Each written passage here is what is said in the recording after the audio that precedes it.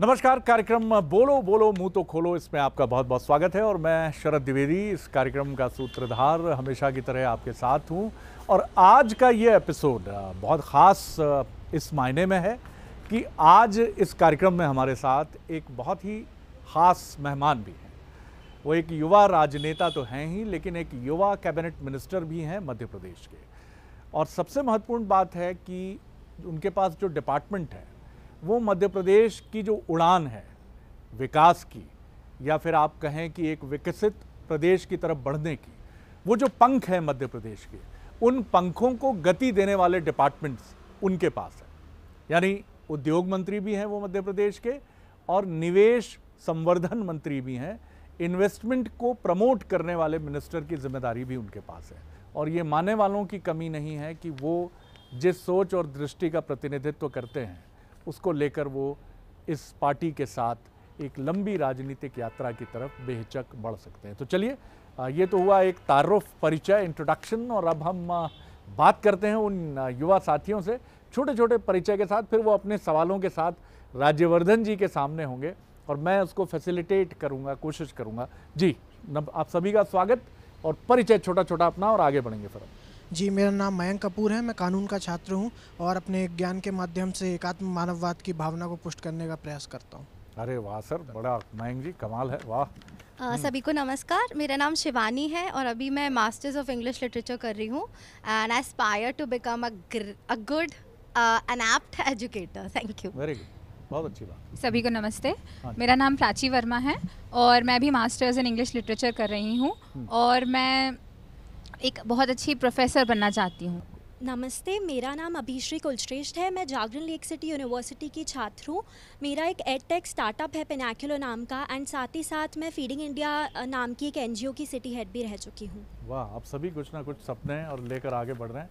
हम सभी को मेरा नमस्कार। मेरा नाम प्रेरणा मिश्रा है और मैं माखनलाल यूनिवर्सिटी से मास्टर्स इन जर्नलिज्म कर रही हूँ और उसी फील्ड में आगे काम करना चाहती हूँ। बिल्कुल। और प्रेरणा हमारे साथ भी जुड़ी हैं। नमस्कार, मेरा नाम अमृतांशी जोशी है। मैं BA in journalism and mass communication की स्टूडेंट हूँ वनस्थली विद्यापीठ से। जी नमस्ते, मेरा नाम आरुषि कुलश्रेष्ठ है। मैं मेरी बहन के साथ ही पेनाक्युलर नाम का स्टार्टअप हम लोग भोपाल स्मार्ट सिटी में इंक्यूबेटेड है। अच्छा। बाकी मैंने माइक्रोसॉफ्ट एडोबे के साथ काम किया है और आगे का प्लान ये है कि कहीं बाहर से पढ़ाई पूरी करनी है, अगर कोविड साथ दे तो। बिल्कुल, कोविड क्यों नहीं देगा? आपके हौसले के सामने कोविड क्या चीज़ है? तो ये तो छोड़िए इसको। मैं पहले आपसे रिक्वेस्ट करूंगा, राज्यवर्धन जी, आप कुछ कहना चाहेंगे या फिर हम सीधे फॉर्मल? नहीं, बड़ा इंटरेस्टिंग ग्रुप है, वर्सटाइल है। समाज सेवा से लेके मास कम्युनिकेशन से लेके आपने तो हमारी पार्टी की फ़िलॉसफी कह दी एक लाइन में। तो और लॉ भी है यहाँ पे, कानूनविद भी हैं। तो आत्मनिर्भर भारत का भविष्य साक्षात सामने है। क्या बात, ऑल रेडी टू गो। बहुत बढ़िया। चलिए, तो रेडी टू गो। आपके हाथ में माइक्रोफोन है तो हम शुरू आपसे ही करते हैं। राज्यवर्धन जी से। जी, आपकी तरफ से ठीक है। क्या आप पूछना चाहेंगी?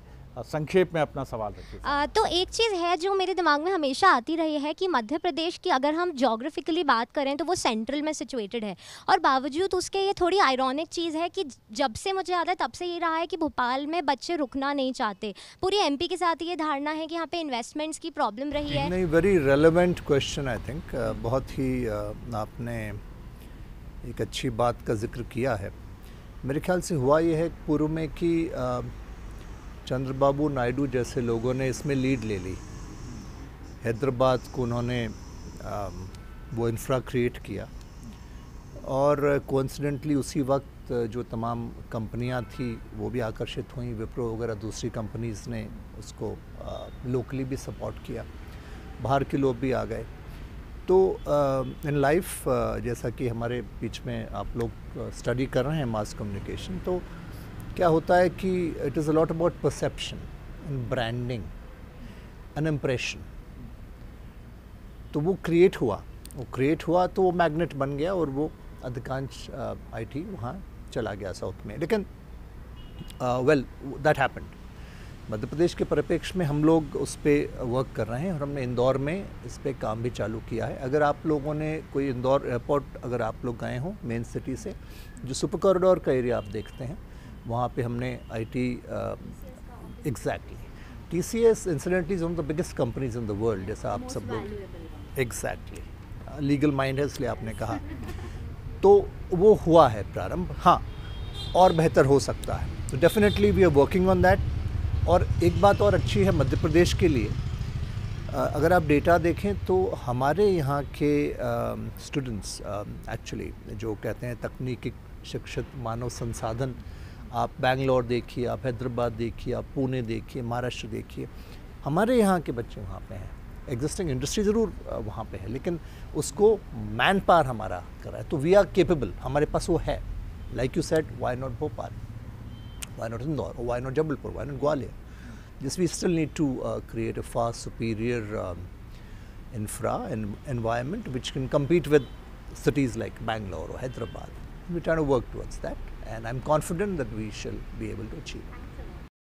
ये मुझे लगता है एक बड़ी उम्मीद की बात नज़र आती है कि हमारे यहाँ के स्टूडेंट्स जो हैं वो नामचीन कंपनियों में हैं, ITs कंपनियों में हैं, क्योंकि यहाँ वो इंफ्रास्ट्रक्चर और वो ज़रूरतें उतनी मात्रा में नहीं है। तो चलिए सर, उम्मीद करते हैं राज्यवर्धन जी कि आगे, और एक युवा उद्योग मंत्री हमारे साथ हैं, तो ये चीज़ें फुलफिल होंगी। नहीं, विल डेवलप इट। आप इंदौर ही देखिए जिस तरीके से वो उभरेगा कि मशरूम बनेगा, बी सरप्राइज्ड। मेरा क्वेश्चन आपसे ये है कि मैं स्टार्टअप इकोसिस्टम में 2 साल से काम कर रही हूँ, एंड MP में जो स्टार्टअप्स हैं वो दिन ब दिन उनकी संख्या जो है वो बढ़ती जा रही है, एंड इसमें से बहुत सारे ऐसे स्टार्टअप्स होते हैं जिनमें बहुत पोटेंशियल है कि like you know they can create employment, they can contribute to the economy, but उन लोगों को investment and right funding opportunities नहीं मिलती, and at the same time बहुत सारी फंडिंग अपॉर्चुनिटीज़ हैं जिनके बारे में पता नहीं होता। तो ये जो गैप है ये कैसे ब्रिज कर सकते हैं? वेल, आप ठीक कह रही हैं। ये जो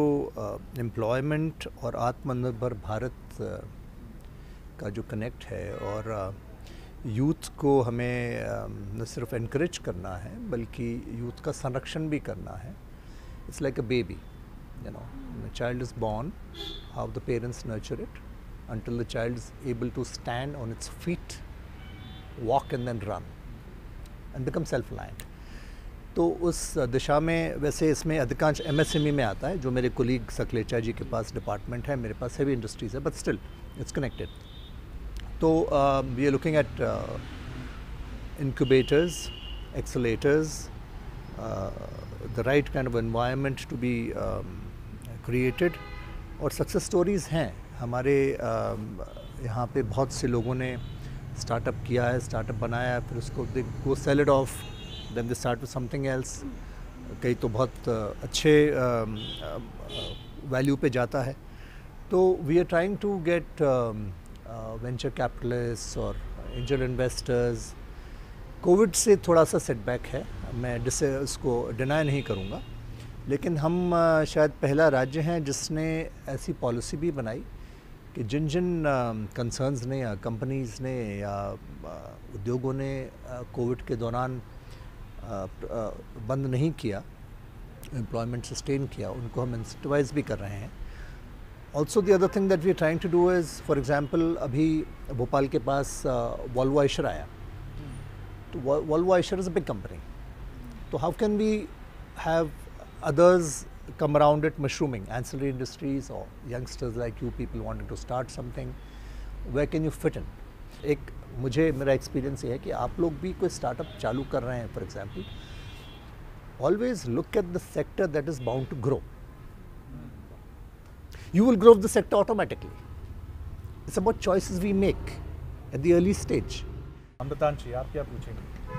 सर मेरा मतलब ऐसा मैं सोचती हूँ कि प्राइवेटाइजेशन आजकल हमारे मतलब प्राइवेटाइजेशन या कंपनीज़ का इन्वेस्टमेंट हमारे इंडिया में काफ़ी बढ़ रहा है। तो हमारे यहाँ के जो क्रिएटिव और इंटेलिजेंट लोग होते हैं वो यूजुअली फ़ॉरेन जाना पसंद करते हैं अपनी क्रिएटिविटी दिखाने के लिए, अपनी चीज़ें दिखाने के लिए। यहाँ से पढ़ाई करके वो लोग फ़ॉरेन चले जाते हैं। तो आने वाले कुछ सालों में क्या इन्वेस्टमेंट से, फ़ॉरेन कंपनीज़ के इन्वेस्टमेंट से ऐसा माहौल होगा कि हमें कहीं जाने की ज़रूरत नहीं पड़ेगी, हम यहीं के यहीं रह के एक ऐसा देश या ऐसा राज्य बना पाएंगे? अगर आप 10 साल पहले मुझसे कहती तो मैं आपके साथ 100% सहमत होता। अभी अगर आप कुछ लोग अगर बाहर हैं, मेरे भी कुछ मित्र बाहर हैं, और तो उनसे आप पूछो तो आपसे ये ज़रूर कहेंगे कि इनिशियल एक अपॉर्चुनिटी है, क्योंकि वहाँ पे foreign exchange rates better life, quality of life is better. लेकिन आप अगर हमारी अर्थव्यवस्था को यूरोपियन देशों की अर्थव्यवस्था से तुलनात्मक दृष्टिकोण से देखेंगी, या हमारी अर्थव्यवस्था को अमेरिका की अर्थव्यवस्था से तुलनात्मक दृष्टिकोण से देखेंगी, तो आपको ये महसूस होगा कि we are better. Why are we better? Because we have the biggest, probably the biggest market in the world today. And sitting in Madhya Pradesh, we are the heart of the country. Madhya Pradesh से पड़ोसी आप ले लें तो 50% हमारे देश की आबादी हम यहीं कनेक्ट करते हैं। जो पहले लैंडलॉक होकर हमारा डिसएडवांटेज हुआ करता था, I think today it's reversed. Today that is our biggest advantage, because anybody wants to come to the domestic market. जो यहाँ का इस देश के बाज़ार में कुछ कार्य करना चाहेगा या करना चाहता है, उनको इससे बेहतर क्या मिलेगा? मध्य प्रदेश से 24 घंटे में आप देश के किसी भी कोने में जा सकते हैं। तो I think things are changing.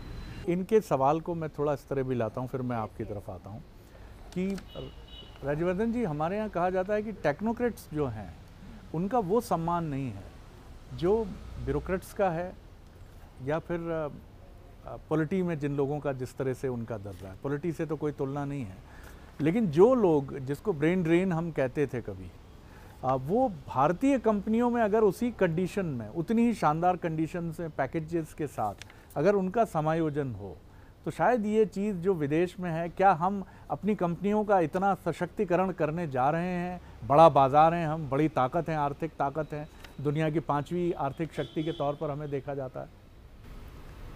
जैसे आपने उसको सही उसमें रखा कंटेक्स्ट में, देखिए ये बात सही है कि जो स्केल ऑफ और या जो साइज़ ऑफ कंपनीज मल्टीनेशनल्स, उनकी बेस फॉर एग्जांपल अमेरिका में है, जापान में है, या यूरोप की किसी कंट्री, जर्मनी मान लीजिए, you know, which is one of the biggest industrial success stories after the world war. अगर हम वो मॉडल पढ़ें तो उससे प्रेरणा मिलती है।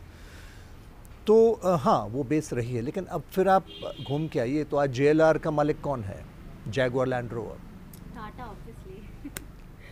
और जो चाहे पेप्सी हो, चाहे गूगल हो, हाँ, हमारे ही देश के लोग उन कंसर्न्स को हेड कर रहे हैं। सिलिकॉन वैली नीचे आई, ऊपर आई, हाँ। लेकिन डेफिनेटली अब वापस India story is definitely on the rise, and I think it's a matter of time कि वो जब वो कंपनीज ही घूम फिर के वापस हमारे देश में आ रही है, तो हमारे लिए अवसर बेहतर है, और future is definitely more promising than what the past seemed for us. और आपकी इस बात से मैं एक सपना देखने लगा एक, कि कल गूगल या फेसबुक पर किसी रायचंद अनूपचंद जी का भी शेयर होगा भारत में, तो हम ऐसी उम्मीद लेकर तो चलेंगे कि ये हमारा भारतीय संस्करण है गूगल का, जिस पर पूरा कब्जा, शेयर जो है वो भारतीय किसी बिजनेसमैन का है। क्यों नहीं हो सकता सर? बिल्कुल हो सकता है। लक्ष्मी मित्तल का उदाहरण है। बिल्कुल है। रिलायंस एक बड़ी कंपनी है आज की तारीख में, रिलायंस बहुत बड़ी कंपनी है ऑल ओवर द वर्ल्ड। आप कुछ पूछना चाहते हैं? The female literacy rate है MP का, it is 65.5%, and while I was seeing the male literacy rate was something 82 above. So I would like to ask you, what factors are behind that like people of MP, they are not that influenced and encouraged towards women empowerment? देखिए, it has a lot to do with इसका सीधा connection है शिक्षित परिवारों से, और जहाँ जो हमारी महिलाएं निवास कर रही हैं उनके वातावरण से। अब आप अगर शहरी परिवेश में आएंगी, या फिर आप उन घरों परिवारों की तरफ आएंगे जहाँ थोड़ी संपन्नता है, वहाँ ये गैप नहीं होगा, हो सकता है उल्टा हो। और आगे जाते जाते तो अभी जो मैं देखता हूँ गांव में भी, कि लड़कियां लड़कों से कहीं ज़्यादा बेहतर परफॉर्म करके अचीव कर रही हैं। बिल्कुल ठीक। शायद उनकी रुचि पढ़ाई में ज़्यादा है, क्योंकि उनका अटैचमेंट पेरेंट्स से डेफिनेटली ज़्यादा, मुझे लगता है। हो सकता है मैं गलत हूँ। मेरे चुनाव के पहले ही मैंने तमाम बड़ी फाइल लेके, साहब आप ये मंजूर करिए, यहाँ पे हाई स्कूल करिए, हाई सेकेंडरी करिए। मैं 5-10 प्रपोजल को लेके, बड़े बड़े गाँव के 5-4 हज़ार की आबादी वाले। तो उन्होंने कहा कि तुम कितना यहाँ क्या स्थिति है स्टाफ की। He was right. तो बेटर ये है कि हम 20 किलोमीटर एक स्कूल बनाएं, ऐसा स्कूल बनाएं which is equal to the public school. सब अच्छी से अच्छे स्कूल के समकक्ष हो। हम बसें भेजें, बसें बच्चों को पिकअप करें, आएँ फिर छोड़ें। उसमें फिर लड़कियां भी आ सकती हैं, लड़के भी आ सकते हैं, भाई बहनें साथ आ जाएंगे। माँ बाप सोचेंगे चलो मेरी लड़की जा रही है तो बस ले जा रही है, बस छोड़ने आएगी। तो हाँ, ये पैराडिम शिफ्ट है, ये नवाचार है। तो आई थिंक इससे फ़र्क पड़ेगा। बहुत धन्यवाद सर मौका देने के लिए। सर जब विमेन एजुकेशन और विमेन एम्पावरमेंट की बात हो रही है तो सबसे पहले तो अपने इस प्रोग्राम से विमेन एम्पावरमेंट बहुत अच्छे से झलक रहा है और आशा यही है कि मध्य प्रदेश में बिल्कुल तो यही आशा भी है कि मध्य प्रदेश में आगे ये जो एम्पावरमेंट का आंकड़ा है वो आगे भी बढ़ेगा। सर बहरहाल एजुकेशन की बात हो रही है तो सर मेरा सवाल ये है कि जब इंडस्ट्रियल डेवलपमेंट की बात होती है तो वो इकोनॉमी में सबसे ज़्यादा जो सपोर्ट है वो इंडस्ट्रियल डेवलपमेंट का होता है। लेकिन अगर बात की जाए तो जो लोग फाइनेंशियली स्ट्रांग होते हैं वो लोग तो इन्वेस्ट करने के लिए रेडी होते हैं, लेकिन अगर पुअर फैमिलीज़ की बात की जाए जो कि फाइनेंशियल स्ट्रांग नहीं होते हैं, मुख्यमंत्री शिवराज सिंह चौहान भी आत्मनिर्भर का नारा देते हैं, प्रधानमंत्री नरेंद्र मोदी भी देते हैं। उस नारे के परे अगर बात करें तो जो गरीब तबके के लोग हैं वो रोज़गार के अवसर कैसे पैदा कर सकते हैं जब उनको उस बारे में जागरूकता ही नहीं है? देखिए, जो आप कह रही हैं, मैं डिस्ट्रैक्ट होकर मोबाइल पे इसलिए आया कि मैं शरद जी से भी बात कर रहा था, हम लोग यहाँ पे उससे पहले,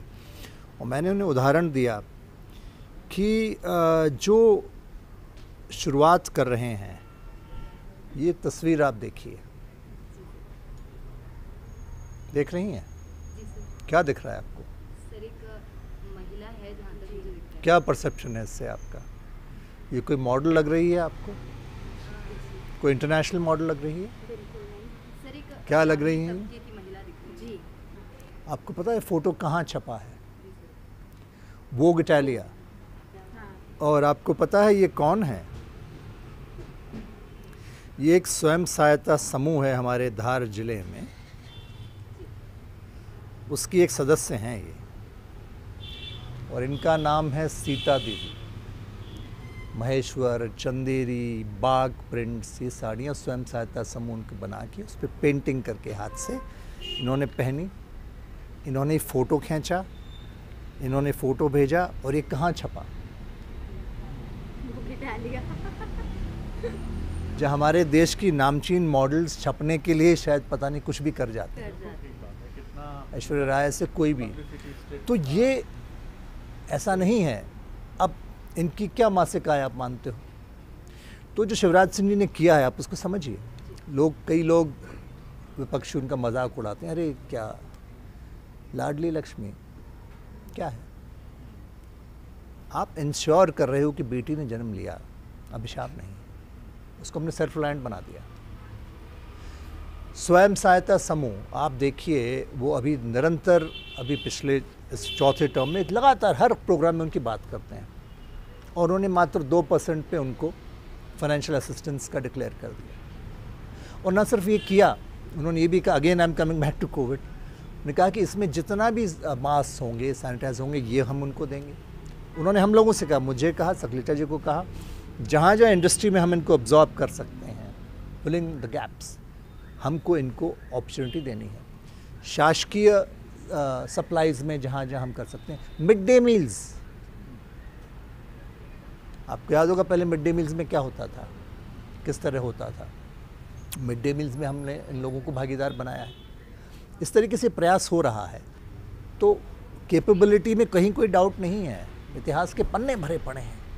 मोर देन कैपेबल। और मुझे लगता है शिवराज जी, शायद आप सोच रहे हों इसको लेकर, लेकिन इन युवा लड़कियों के साथ, बच्चों बिटियाओं के साथ बात करके एक चीज़ ज़रूर हमें समझ आती है कि लाडली लक्ष्मी 2 की या तो आप सोच चुके होंगे ज़रूरत है, और अब ये लाडली लक्ष्मी ऐसी स्वयं सिद्धाओं के लिए होनी चाहिए जिसका जिक्र युवा उद्योग मंत्री जी आपके जो हैं, आपकी कैबिनेट के, उन्होंने किया है। और हो सकता है आप लोग सोच रहे हो इसके लिए, क्योंकि अब इसको और री इन्वेंट करने की ज़रूरत है।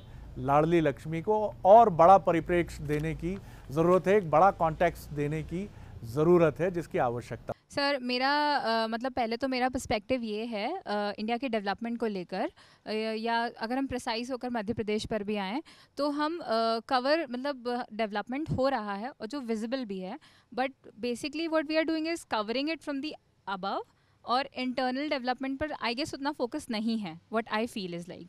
और this is internal development what, मतलब फ्रॉम द रूट लेवल, हाँ बेस से बेस, हाँ जी। और इसका रीज़न सिर्फ इंडस्ट्रियल कॉन्टेक्स्ट ही नहीं है, from the every side of society. Like हम सोशल कॉजेज़ देख लें, हम रिलीजियस कॉजेज़ देख लें, फिर हम ये जेंडर इनइक्वालिटी देख लें, तो ये सारी चीज़ें जो हैं they are pulling the complete development down. हम कितना ही ऊपर से कवर कर लें, लेकिन ये सारी चीज़ें हमें कहीं ना कहीं डेवलपिंग से डेवलप्ड में आने नहीं दे रही है। बहुत बढ़िया, इस पर मुझे लगता है बहुत बढ़िया सवाल है ये। सबको मिलकर प्रयास करना पड़ेगा, जहाँ जहाँ गैप्स हैं उनको ब्रिज करने पड़ेंगे, जहाँ जहाँ कमियाँ हैं उनको पूरी करनी पड़ेगी।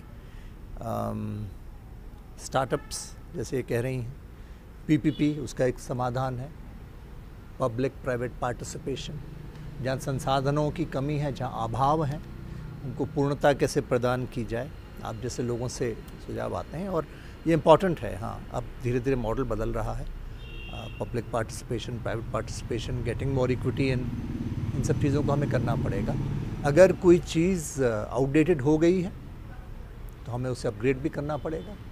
अगर हमारा ही क्यों ना बहुत अच्छा आइडिया आज से 20 साल पुराना रहा हो, जो हमें बहुत प्रिय हो, अगर आज वो प्रासंगिक नहीं है तो हमें उसे हटा के नया लाना पड़ेगा।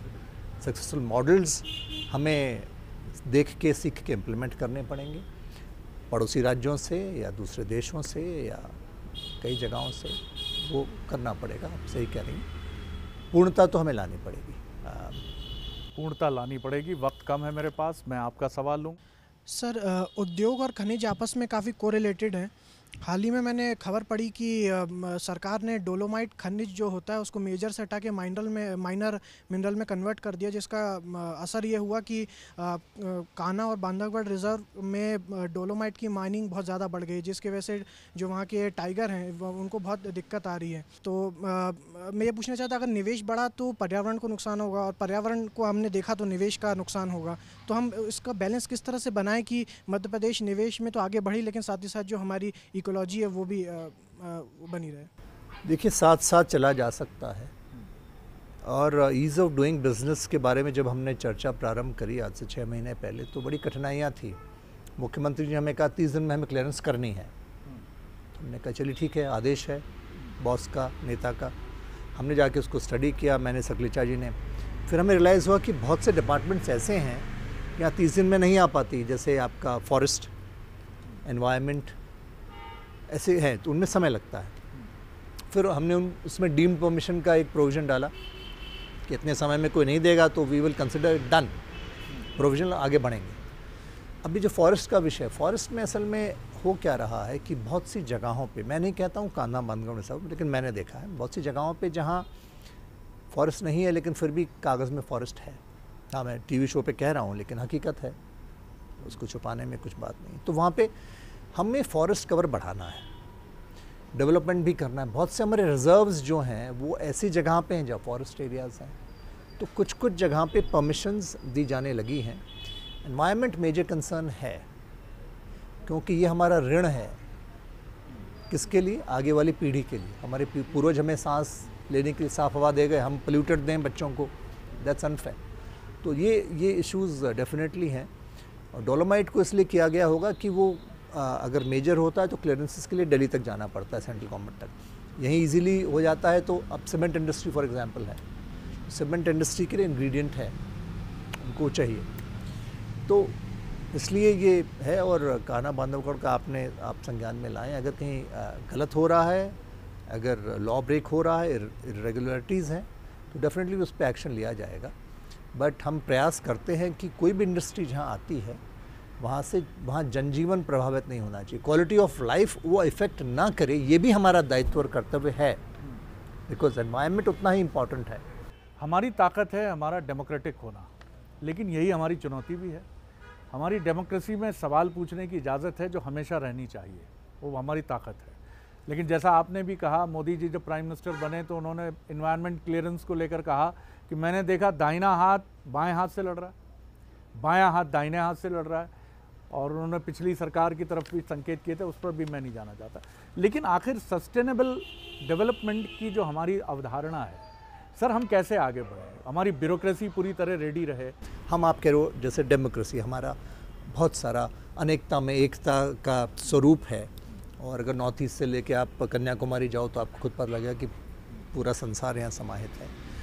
तो वो इनहेरेंट चैलेंजेस हैं उसके अंदर। और जो आप कह रहे हैं कि इन वन वर्ड इफ ऐसे कैसे करेंगे, तो वो डेफिनेटली वही मंत्र जो मोदी जी कह रहे हैं, सबका साथ सबका विकास लेके ही आपको composite development for the better quality of life for all he करना पड़ेगा। टोपोग्राफी, डेमोग्राफिक्स, साइकोग्राफिक्स सब अलग अलग है, भिन्नताएं हैं, पर स्पिरिट एक है राष्ट्र निर्माण का, मंशा एक है सुशासन की, भाव वही है जो आप कह रहे थे अंत्योदय का। Ultimately unless and until you lift the last person on the line, जो अंतिम पंक्ति में खड़ा है, अगर उसका जीवन स्तर आप नहीं सुधार पाओगे तो ये सब व्यर्थ है। सो डेवलपिंग टू डेवलप्ड, अब डेवलपिंग टू डेवलप्ड अगर हम पीछे जाएं तो हम काफ़ी डेवलप हुए हैं, लेकिन और भी हमें आगे जाना है। अभी हम पहले 5 में हैं आप कह रहे हैं, तो फिर हमारे अलग अलग राज्य की अलग अलग प्रायोरिटीज़ और वो है। हाँ, यूनियन है, संघीय ढांचा है, उसमें हमें कार्य करना है। इशू सबसे ज़्यादा ये होता है कि राज्य अपनी प्रायोरिटीज़ लेके चलता है और यूनियन गवर्नमेंट एक व्यापक दृष्टिकोण लेके चलती है। अब कई बार वैचारिक टकराव होता है, बंगाल से मध्य प्रदेश तक आएँ तो आप, तो वो थोड़ा सा है। अगर एक यूनिफॉर्मिटी बन जाए, कॉमन मिनिमम एजेंडा अगर हम सब राज्य मिलके बना लें, चाहे कोई भी विचारधारा की सरकार हो, लेकिन ये कुछ इशू रहेंगे, यहाँ कोई कॉम्प्रोमाइज़ हम नहीं करेंगे। That is one way forward. मुझे लगता है कि वो एक तरीका आगे बढ़ना। आई डू एग्री, और मुझे लगता है यही वो चीज़ है कि cutting across the party line या कटिंग अक्रॉस दी सारे वेस्ट इंटरेस्ट को छोड़कर मैं से बड़ा राष्ट्र चाहिए। हाँ, बिल्कुल ठीक बात है, ये बहुत अच्छी बात आपने कही है। मैं बहुत धन्यवाद करता हूँ आपका। आपके बड़े ही सेंसिबल सवाल थे और उतने ही सुंदर जवाब थे, और एक ऐसा राजनेता हमारे बीच में आपने भी फील किया होगा जिनका सौम्य चेहरा पूरे समय रहता है। मैं नहीं कहता कि राजनेताओं के चेहरे सौम्य नहीं होते। तो चलिए अगली बार हम फिर कोशिश करेंगे कि राज्यवर्धन जी भी आएँ और भी जो कैबिनेट मिनिस्टर्स हैं वो भी आएँ और उनकी युवाओं से बातचीत हो। बोलो बोलो मुंह तो खोलो के एपिसोड में फिलहाल इतना ही। अगली बार फिर मिलेंगे एक और नए एपिसोड के साथ। नमस्कार।